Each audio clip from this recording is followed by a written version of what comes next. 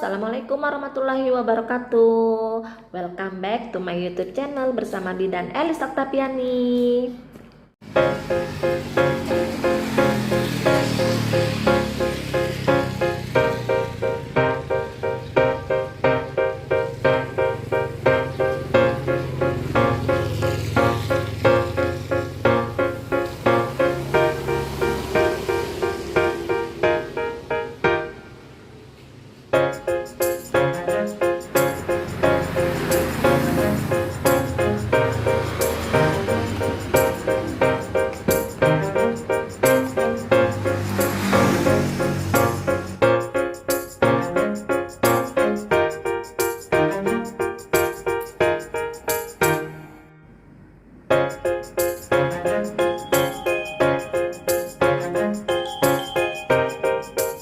Assalamualaikum warahmatullahi wabarakatuh.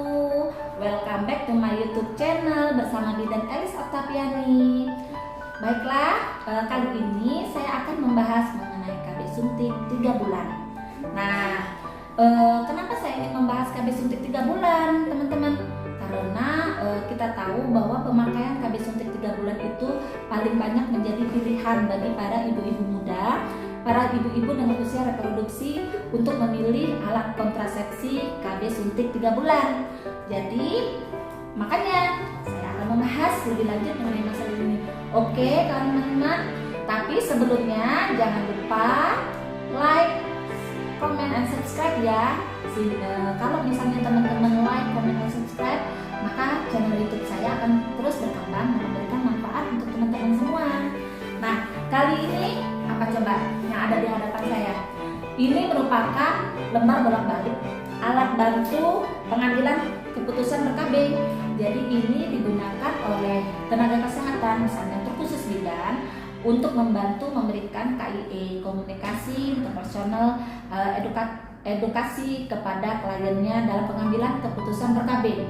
Nah, teman-teman, siapa sih yang sebenarnya berhak untuk mengambil keputusan pemilihan ber-KB itu? Itu ada di tangan teman-teman sendiri sebagai calon akseptor KB, bukan dari bidan atau dokter atau petugas kesehatan lainnya. Oleh karena itu, teman-teman yang akan memakai alat kontrasepsi ber-KB ini harus tahu dong informasi apa tentang KB yang akan dipergunakan nanti. Oke, kita lanjut saja ya. Suntikan 3 bulan. Dalam pembahasan kita kali ini mengenai suntikan KB 3 bulan. Nah, satu suntikan untuk dalam jangka waktu 3 bulan. Nah, sekarang tersedia sediaan untuk KB suntik 3 bulan itu ada yang 1 cc. Kalau dulu kan 3 cc gitu ya, banyak yang akan disuntikan kepada ibu pada aseptor KB. Sekarang tersedia sediaan untuk KB suntik 3 bulan dalam sediaan 1 cc. Nah, mengandung apa sih? Mengandung hormon progestin, ya teman-teman, mengandung hormon progestin tapi tidak estrogen. Bisakah ibu kembali tepat waktu untuk suntik ulang? Nah, bagaimana ibu akan mengingatnya? Sangat efektif ya teman-teman. Kalau misalnya teman-teman setiap kali kunjungan ulang itu datang setiap waktu, itu sangat efektif untuk menunda kehamilan. Nah, setelah kita berhenti memakai KB suntik 3 bulan ini, perlu waktu sekitar 4 bulan untuk bisa hamil kembali dibandingkan metode lainnya. Seperti kita ketahui, kalau minum KB pil ya, pil KB itu kembali ke sebelumnya kan cepat. Kadang ibu-ibu itu ada yang lupa gitu ya, lupa minum pil KB sehari, 2 hari, lupa minumnya, baru ingatnya besok. Nah, tiba-tiba bulan depan udah nggak mens lagi dan setelah dites positif hamil. Nah, kalau KB suntik 3 bulan ini memerlukan waktu untuk kembali ke semburannya. Aman ya ibu-ibu, untuk semua ibu aman penggunaannya. Nah, bagaimana efek sampingnya nih? Efek samping yang dirasakannya itu kebanyakan bisa merubah haid bulanannya. Terkadang itu ada ibu-ibu yang memakai KB suntik 3 bulan itu yang tidak haid sama sekali. Benar gak ibu-ibu? Benar ya? Ada yang tidak haid sama sekali, ada yang hanya flek-flek saja gitu. Flek-flek tidak haid sama sekali, ada yang haidnya teratur. Nah, tetapi teman-teman, KB suntik 3 bulan ini tidak melindungi kita dari penyakit menular seksual. Yang tidak bisa memakai KB suntik ini sebenarnya sebagian besar perempuan seperti yang dikatakan tadi bisa memakai KB suntik yang 3 bulan ini. Nah, biasanya tidak diperbolehkan untuk yang memiliki tekanan darah tinggi, yang menyusui kurang dari 6 minggu, yang sedang hamil atau memiliki kondisi kesehatan serius lainnya. Nah, teman-teman, pada saat saya lagi misalnya praktek nih di klinik, ada tuh tiba-tiba sudah suntik KB suntik 3 bulan tapi hamil gitu. Nah, banyak nih pertanyaan dari teman-teman, dari ibu-ibu yang merasa khawatir, kok ini masih ada nih efek KB suntik 3 bulannya, apakah berbahaya untuk janin yang saya kandung sekarang yang baru ketahuan. Nah, tenang ya teman-teman, insya Allah aman gitu ya untuk ibu hamil dan janin yang bagi yang dikandungnya. Tetapi kalau sudah tahu hamil, ya udah kita berhenti KB suntiknya, tidak memerlukan kunjungan ulang lagi, kan percuma udah hamil juga ya. Oke. Nah, kemungkinan efek sampingnya seperti yang saya jelaskan tadi, bahwa efek sampingnya itu kebanyakan teman-teman atau ibu-ibu itu mengalami yang namanya mensnya mengalami perubahan. Benar tidak? Seperti yang saya jelaskan tadi ya. Nah, itu efek samping yang tidak berbahaya dan bukan sebagai tanda penyakit. Ada tuh yang datang gitu, Bu, saya ini udah 2 tahun lebih gitu loh pakai KB suntik 3 bulan ini, saya nggak pernah hamil, Bu. Apakah ini tanda penyakit atau bukan? Bukan ya ibu-ibu, ini karena pengaruh hormon yang bekerja pada KB suntik 3 bulan. Jadi mempengaruhi untuk mensnya ibu-ibu gitu. Nah, bukan tanda-tanda penyakit. Perubahan ya, perubahan haid bulanannya. Kemudian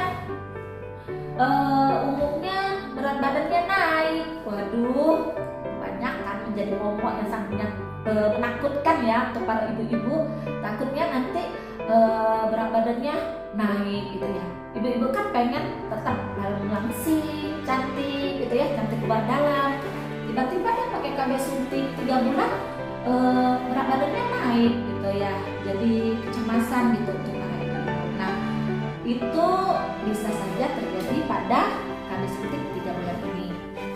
Kemudian keluhan yang lainnya, misalnya nyeri perut. Nah, ingin memakai metode ini dan lihat kecocokannya bagi ibu-ibu sendiri yang merasakannya kan pada tubuh ibu-ibu sendiri. Makanya pikirkan alat KB apa yang cocok ibu pakai untuk sebagai alat kontrasepsinya gitu. Kalau misalnya merasa nyaman dengan KB suntik 3 bulan ini, silahkan. Kalau tidak ada kontraindikasi untuk pemakaian alat KB ini. Nah, Anda bisa memulai kapan saja nih, selama yakin Anda tidak sedang hamil. Jadi kapan nih bisa memulai KB-nya, KB suntik 3 bulan Bu Bidan? Anda bisa memakai KB suntik 3 bulan itu kapan saja kalau Anda dipastikan tidak sedang hamil gitu ya. Bisa kapan saja. Nah, suntikannya itu di mana? Diberikan di daerah bokong ya. Kapan harus kembali? Setiap 3 bulan kembali walau telah melewati jadwal suntik. Jadi lupaan nih saking banyaknya kesibukan gitu ya, atau memang lengah kan. Tipe-tipe ibu-ibu pasien dari sektor KB ini kan macam-macam gitu, ada yang lengah, ada yang lupa gitu ya. Nah, saat ingat segeralah datang ke Bu Bidan walaupun sudah melewati jadwal suntik. Nah, hal yang perlu diingat, kapan harus kembali. Jadi perlu diingat itu. Nah, kan sudah dibantu nih sama Bu Bidannya, diberikan kartu KB untuk mengingatkan ibu kapan jadwal KB ulangnya. Kemudian efek sampingnya umumnya tidak berbahaya. Datang kembali ke Bu Bidan jika merasa sangat terganggu. Kemudian kembali untuk suntikan berikutnya ya, atau jika ada keluhan. Nah, kalau ada keluhan sakit kepala yang berat, haid yang lama dan banyak, kulit atau mata kuning, atau mengalami gangguan kesehatan serius lainnya, segera datang ke Bu Bidan. Nah, seperti itu ya teman-teman. Saya sudah menjelaskan ya mengenai KB suntik 3 bulan itu kandungannya apa, dilaksanakan setiap berapa bulan suntikannya ya, kemudian efek samping yang bisa dirasakan jika kita memakai KB suntik 3 bulan ini. Nah, menemui Bu Bidannya jika ditemui gejala-gejala yang sangat mengganggu kita dan kesehatan kita dan kegiatan aktivitas kita sehari-harian. Nah, sudah jelas ya dalam video YouTube saya kali ini. Semoga bermanfaat untuk ibu semua, dan ingat bahwa pengambilan keputusan untuk ber-KB, alat kontrasepsi apa yang dipakai untuk teman-teman semua itu berada di tangan teman-teman semua, bukan di kami sebagai petugas kesehatan. Oke, kita harus aware, peduli dengan keadaan kesehatan kita dan alat KB seperti apa yang akan kita pakai, seperti itu. Semoga bermanfaat. Kita kembali di video YouTube saya yang lainnya. Bye. Assalamualaikum warahmatullahi wabarakatuh.